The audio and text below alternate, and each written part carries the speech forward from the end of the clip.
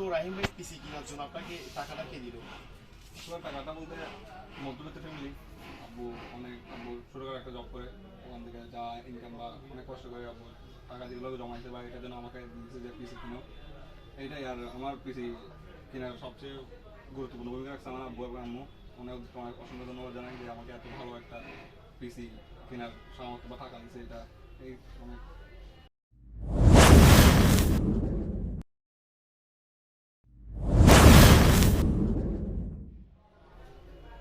আসসালামু আলাইকুম, কেমন আছেন সবাই? ভালো আছেন? আমি মাইকেল সাগর, মাইকেল ব্লগসের আরেকটা নতুন পিসি বিল্ডের ভিডিওতে আপনাদেরকে জানাই স্বাগতম। আজকে পিসি বিল্ডটি হচ্ছে গিয়ে 10400 Core i5 দিয়ে। এই পিসিটি নিয়েছে আমাদের CSE রেস্টুরেন্টের এক ভাই। আমরা ফার্স্টে ভাইয়ের সাথে একটু কথা বলে নিই। ভাই, পিসিটি দিয়ে বেসিক্যালি আপনি কৃষির কাজ করবেন? আমি একজন CSE স্টুডেন্ট। বেসিক্যালি এখানে প্রোগ্রামিং এবং কোডিং কাজ করার জন্য আর গেমিং পিসি নিচে কাজ করতাম সময় গেম খেলার জন্য।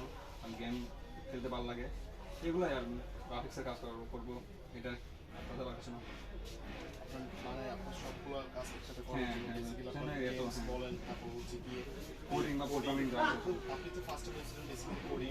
বেসিক্যালি CSE স্টুডেন্ট হিসেবে কোডিং আর প্রোগ্রামিং জন্য নিয়েছিলাম। তো ভাইয়ের নামটা যদি একটু বলতেন। আমার নাম আহমদ রাহিম। আমি প্রিমিয়ার ইউনিভার্সিটির CSE স্টুডেন্ট। আচ্ছা, প্রিমিয়ার ইউনিভার্সিটিতে পড়েন? তো আপনাদের প্রিমিয়ার ইউনিভার্সিটি আমাদের পাশে, আসলে ইউনিভার্সিটিটা হচ্ছে আমাদের পাশে। তো এটা কিন্তু আমি এখন মানে আগে জানতাম না। তো ভাই এখন বলবো যে প্রিমিয়ার ইউনিভার্সিটি মানে এটা আমাদের মার্কেটের পাশে, মানে লাগানো, পাশে লাগানো হচ্ছে কি আপনার প্রিমিয়ার ইউনিভার্সিটি। হ্যাঁ, তো আজকে ভাই CSE স্টুডেন্ট রাহিম ভাই উনি যে কম্পোনেন্টগুলো নিয়েছে, কম্পোনেন্টগুলো সম্পর্কে আপনাদেরকে একটা নিয়ে দিব, যাতে আপনারা কি যারা CSE স্টুডেন্ট আছেন তারা কি কম্পোনেন্টগুলো দিয়ে মোটামুটি একটা কাজ করতে পারেন। বেসিক্যালি কোডিং এর কাজ আর হালকা পাতলা গ্রাফিক্সের কাজ, যাতে আপনারা কি চালিয়ে যেতে পারেন। তো আজকে আমরা এখানে প্রসেসর হিসেবে ইউজ করেছি Intel Core i5 10400 10 জেনারেশন একটি প্রসেসর। আর এটাতে আপনার বেস ক্লক স্পিড হচ্ছে গিয়ে 2.9 GHz। এটা 12 MB ক্যাশে 6 কোরের একটি প্রসেসর আর 12টি থ্রেড। আর এখানের সাথে আমরা 10 জেনারেশন এই প্রসেসরের সাথে মাদারবোর্ড হিসেবে ইউজ করেছি Gigabyte B560 DS3HB2 version 2। B2 means version 2। এখানে আপনার 4টা RAM স্লট আছে এবং 2টা SSD স্লট আছে। তো চাইলে এখানে 128GB পর্যন্ত SSD আপডেট করা যাবে। এবং এটাতে আপনারা একটা জিনিস সবসময় মনে রাখবেন, আপনার 10 জেনারেশন প্রসেসরের সাথে কিন্তু 400 সিরিজের মাদারবোর্ডগুলো কিন্তু কম্প্যাটেবল। তারপর 500 সিরিজ নিয়ে ট্রাই করবেন, যাতে আপনারা কি 11 জেনারেশন পর্যন্ত আপডেটে থাকতে পারেন। তো আজকে আমরা এই বিল্ডের সাথে আপনার র্যাম হিসেবে ইউজ করেছি আপনার Corsair আপনার 8GB করে 3200 megahertz 8GB RAM single stick. এগুলো আপনারা চাইলে ডুয়েল স্টিকের প্যাকেজ পাওয়া যায়, ওগুলো আপনারা নিতে পারেন। বেসিক্যালি হোয়াইট র্যামটা বেশি চলে, ওটা অনেক পপুলার একটা র্যাম Corsair। তো আপনারা চাইলে এগুলো আপনারা সিঙ্গেল অর্ডার করলে কি আমরা আপনাদেরকে দিতে পারবো। আর এখানে আপনার পাওয়ার সাপ্লাই হিসেবে ইউজ করেছি Corsair CB650 নন মডেলার একটি পাওয়ার সাপ্লাই। আর হচ্ছে কি এখানে আমরা মাউস হিসেবে ইউজ করেছি Fantech, হ্যাঁ রাইট, Fantech Thor X7 একটি মাউস, গেমিং একটি মাউস।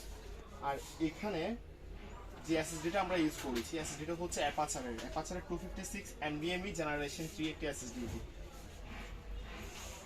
আর এখানে ইউপিএস হিসেবে আছে KSTAR একটা 615 ইউপিএস। আপনারা কিন্তু কম্পিউটার কেনার সময় ইউপিএসটা নেওয়ার চেষ্টা করবেন, কারণ ইউপিএস এর উপর কিন্তু অনেক কিছু ডিপেন্ড করে। এটার জন্য একটা পূর্ণাঙ্গ ভিডিও থাকবে। তো যাই হোক, আর এখানে আমরা মনিটর হিসেবে ইউজ করেছি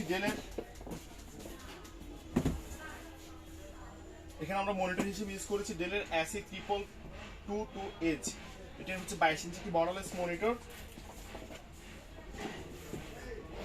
আর এখানে ক্যাসিংটা হচ্ছে কি খুবই স্মার্ট একটা ক্যাসিং হচ্ছে নরমাল, মানে যারা আপনার লাইটিং পছন্দ করে না। তো বেসিক্যালি আজকে ফাইম ভাই আম্মু আন্টি আছে আমাদের, তো উনি আপনার এই লাইটিং জিনিসটা মনে হয় পছন্দ করে নাই, সেজন্য লাইটিং ক্যাসিংটা ফাইম ভাই নেয় নাই, জাস্ট একটা সিম্পল একটা ক্যাসিং দিয়েছে, ঠিক আছে। তো আপনারা চাইলে লাইটিং ক্যাসিং RGB ক্যাসিং কি আপনারা চাইলে কি নিতে পারেন। আর এখানে আপনার একটা রাউটারও নিয়েছে, উনি ইন্টারনেটের কানেকশনের জন্য রাউটার নিয়েছে। রাউটারটা হচ্ছে TP-Link-এর SE750। এটা হচ্ছে 750, এটা হচ্ছে TP-Link-এর আচ্ছা C20 একটি রাউটার। এটা হচ্ছে আপনার 750 Mbps এর একটি রাউটার। আর এখানে উনি কিবোর্ড হিসেবে চয়েস করেছে আপনার গেম নোটের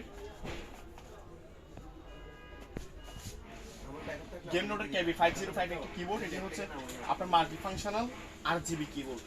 তো উনি বেসিক্যালি কোডিং এর কাজ করবে, উনি চাইলে আরেকটা ভালো কিবোর্ড নিতে পারতেন ফাইন ভাই আপনি ওই টাইপিং এর জন্য। এগুলো কিন্তু আপনার গেমিং এর জন্য বেস্ট, টাইপিং এর জন্য আপনার সারাদিন টাইপিং করতে হয়, টাইমিং এর জন্য কিন্তু এটা আসলে মনে হয় বেস্ট না আর কি। তো যাই হোক, আপনারা এরকম নতুন পিসি বিল্ডের ভিডিও পেতে চাইলে চ্যানেলটি এখন সাবস্ক্রাইব করুন এবং পাশে থাকা বেল আইকনটি ক্লিক করুন, যাতে আমার আপলোড করা ফার্স্ট ভিডিও আপনার কাছে নোটিফিকেশন আকারে চলে যায়, যাতে আপনি ফার্স্ট সবার আগে দেখতে পান।